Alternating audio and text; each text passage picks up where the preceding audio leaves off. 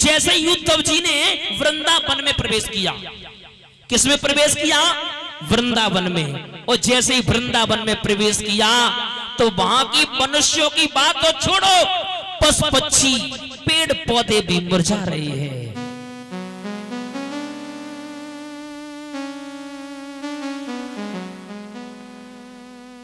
कि हरियाली हरियाली बनकर अरे हरे को रही बुलाई है,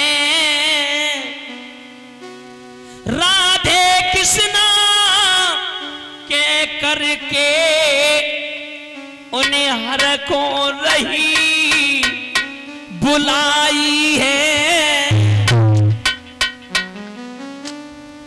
महाराज एक ग्वाल से भेंट भई, ग्वाल से पूछा एक बात बताओ, नंद बाबा का द्वार कहाँ है? ग्वाल रो करके बोला, भैया ये जो नदी बह रही है, जिस नदी का जहीं पर अंत हो जाए समझ लेना ये नंद बाबा का द्वार है। बोले भैया हम समझे नहीं।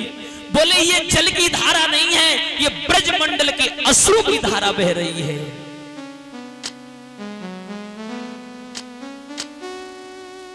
मेरे श्रोताओं, जितना भी उद्धव को घमंड था आधा तो रास्ते में दूर हो गया, पशु पक्षियों को देख करके, पेड़ पौधों को देख करके,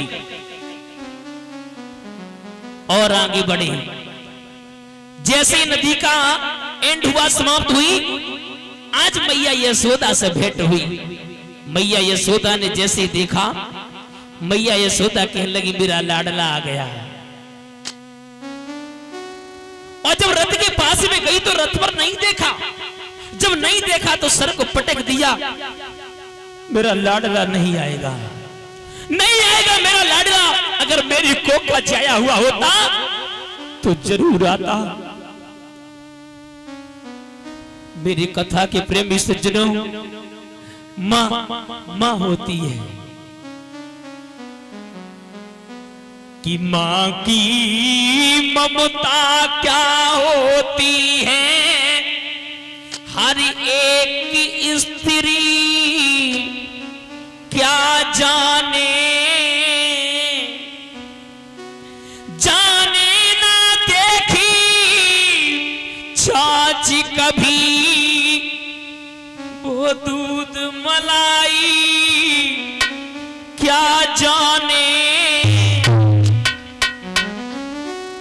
मेरे श्रोताओं, आज मैया को तो समझा दिया, आगे सखियों से भेंट भई।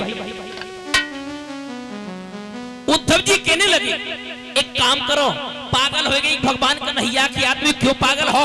अरे वो चला गया, तुम अपना काम करो। तो सखियां कहने लगी है उद्धव कि उद्धव मन न भये 10-20, एक ही हाथों सो गयो श्याम संग। अब मेरा एक मन था वो तो भगवान कन्हैया के साथ में चला गया। बिल्कुल नहीं, बिल्कुल नहीं। उसी समय महाराज रो करके जवाब दिया,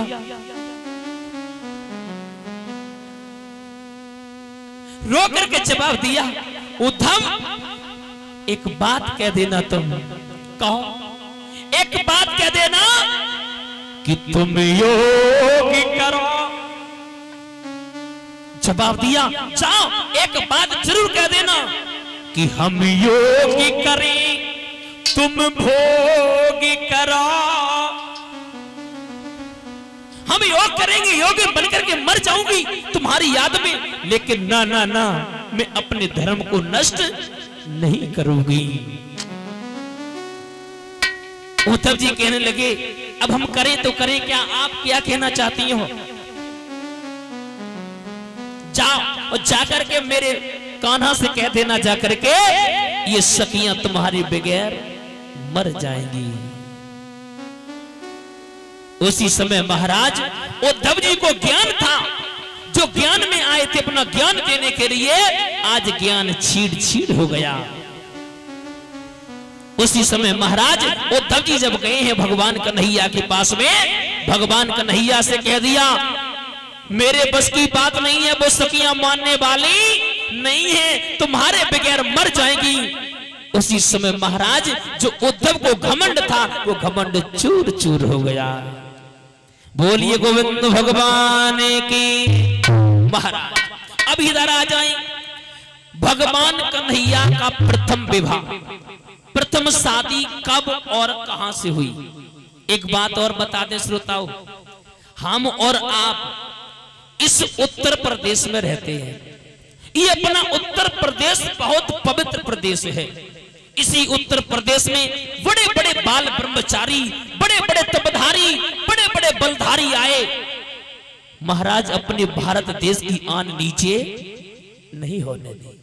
ये जो उत्तर प्रदेश है वो अपने ऋषियों की भूमि रहा।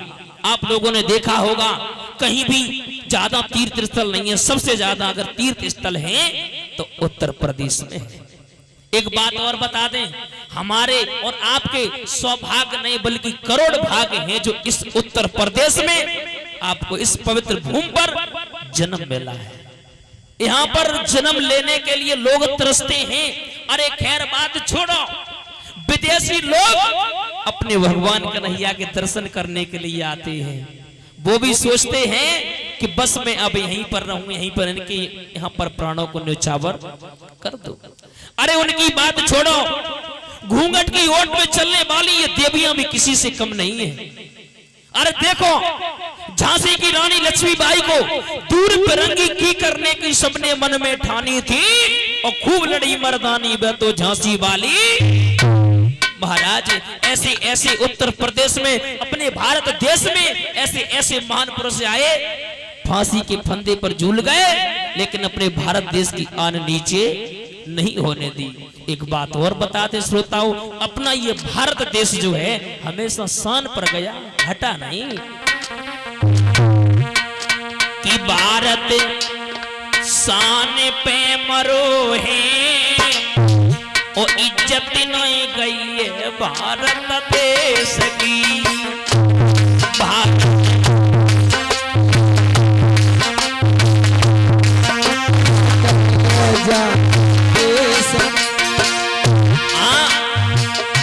के भारत शान पे मरो है, इज्जत नहीं गई है भारत देश की।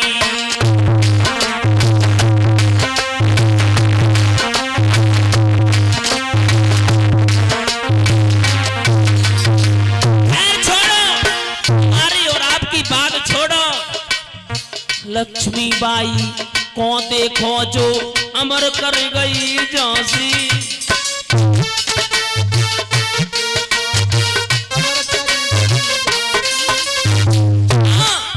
जो घूंघट की ओट में चलने वाली लक्ष्मीबाई अमर कर गई अपनी झांसी को।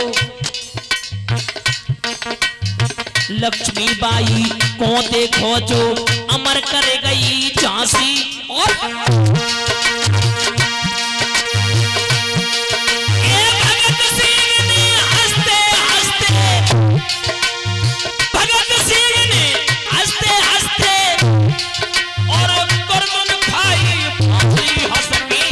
देश पे मरो है, इज्जत है भारत देश की। ये भारत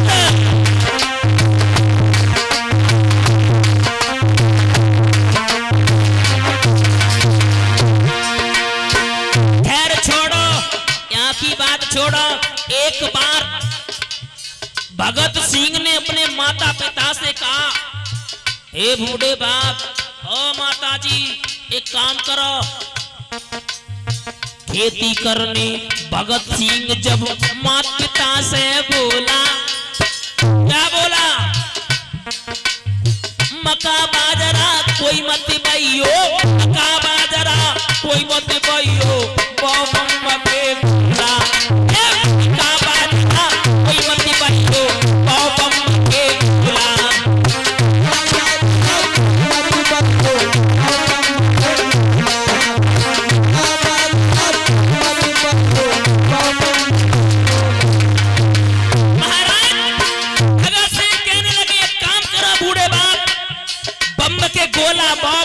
गोला पिताजी बोलने लगा इनको का काम है तुम्हें पता नहीं है, हमें अंग्रेजों से लड़ाई लड़नी है।